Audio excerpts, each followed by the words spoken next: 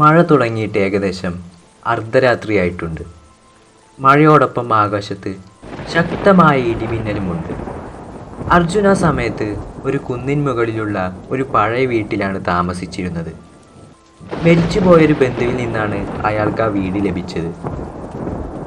ഗ്രാമത്തിലെ ആളുകൾ അവനോട് പറഞ്ഞിരുന്നു, ആ വീടൊരു സാധാരണ വീടല്ല.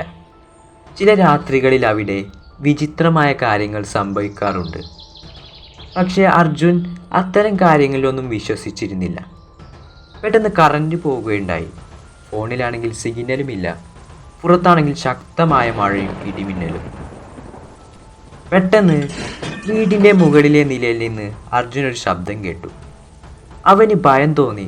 കാരണം അവൻ ആ വീട്ടിൽ തനിച്ചായിരുന്നു. മെഴുകുതിരിയുമായി അയാൾ പതുക്കെ പടികൾ കയറി. പെട്ടെന്ന് തൻ്റെ പിന്നിലൂടെ ആരോ പോയതുപോലെ അവന് തോന്നി.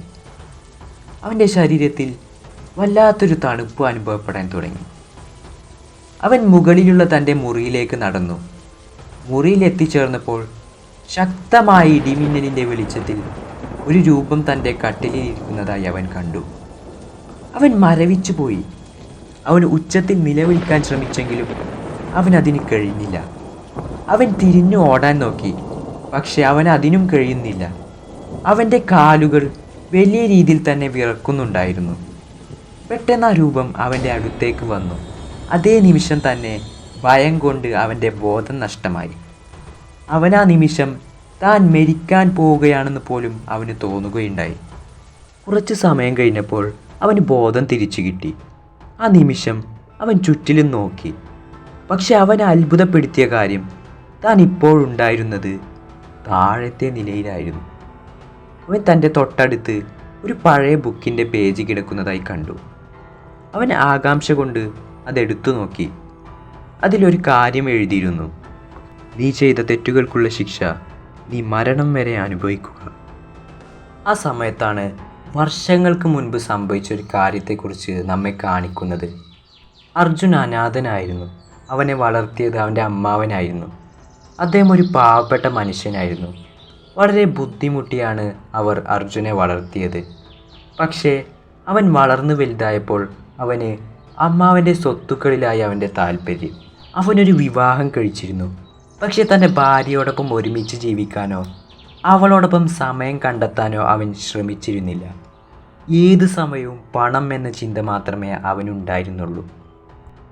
അതുകൊണ്ട് തന്നെ അവൻ്റെ ഈ സ്വഭാവം കാരണം അവൻ്റെ ഭാര്യ വലിയ മാനസിക വെല്ലുവിളികളെ നേരിട്ടിരുന്നു. ഒടുവിൽ അത് അവളുടെ ആത്മഹത്യയിലേക്ക് നയിക്കുകയുണ്ടായി.